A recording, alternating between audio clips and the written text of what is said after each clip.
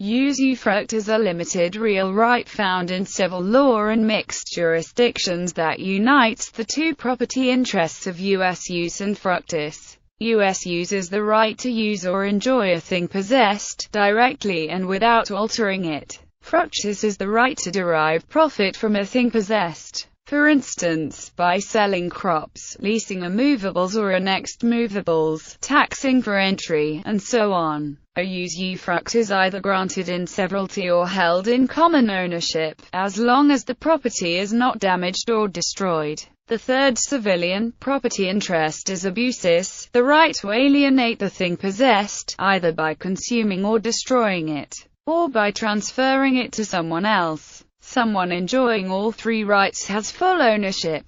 In many usufructory property systems, such as the traditional ejido system in Mexico, individuals or groups may only acquire the usufructs of the property, not legal title. A usufruct is directly equatable to a common law life estate, except that a usufruct can be granted for a term shorter than the holder's lifetime. History. Usufruct comes from civil law, under which it is a subordinate real right of limited duration, usually for a person's lifetime. The holder of the usufruct, known as a usufructuary, has the right to use the property and enjoy its fruits. In modern terms, fructus more or less corresponds to the profit one may make, as when selling the fruits of the land or leasing a house. Fruits refers to any renewable commodity on the property, including actual fruits, livestock and even rental payments derived from the property. These may be divided into civil, industrial, and natural fruits, the latter of which, in Roman law, included slaves and livestock. Under Roman law, usufruct was a type of personal servitude, a beneficial right in another's property. The usufructuary never had possession of this property, but he did have an interest in the property itself for a period, either a term of years,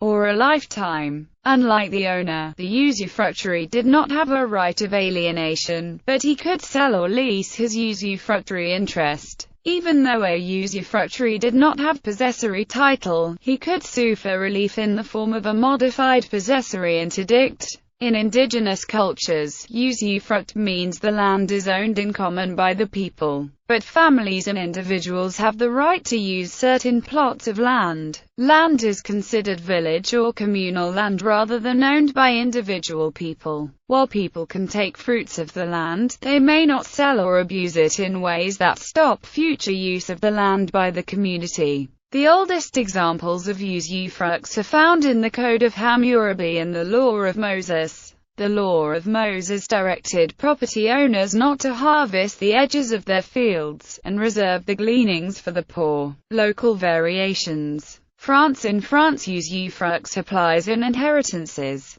Under French law, an indefeasible portion known as the forced estate passes to the deceased surviving spouse in issue with the rest of the estate, the free estate, free to dispose of by will. However, the surviving spouse may elect to distribute the forced estate as is, or convert it into a usufruct, or break up the estate into a distributable portion and a usufruct good for the children's lifetime. If a usufruct is chosen, a value is set for the usufruct interest for inheritance tax purposes and payable by the surviving spouse on a sliding scale according to his/her age. The value of furniture and household items is calculated using a standard formula based on the appraised value of the estate's liquid and non-liquid assets. Then the usufruct's value to the surviving spouse is subtracted, and finally the remaining balance is divided among the children on the death of the surviving spouse.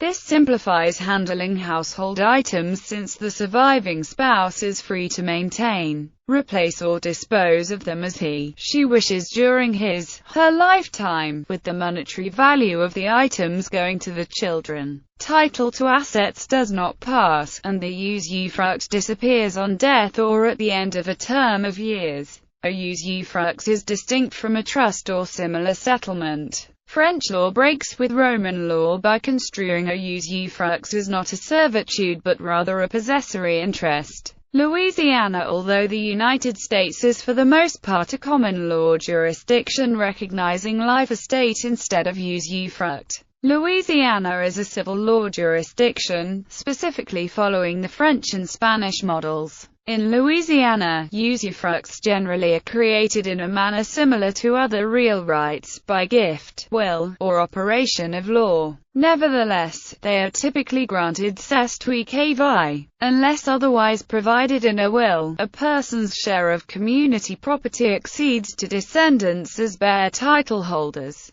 However, if that person has a living spouse, the latter will receive a usufruct in that portion of the estate until death or remarriage. Under certain other conditions, a usufruct may arise giving rights to that person's parents. Philippine law relating to usufruct is set forth primarily in Title V of the Philippine Civil Code. In Thailand, the Commercial and Civil Code was based on European Civil Code, also recognized the notion of usufruct at clauses 1417 to 1428. The usufruct can be done for lifetime or a maximum of 30 years according to the law. It needs to be registered at the local land department to have full effect on third parties, on title deed nor sorsam or hire. Scotland. A liferent, by which a usufruct is known in Scots law, is the right to receive for life the benefits of a property or other asset, without the right to dispose of the property or asset.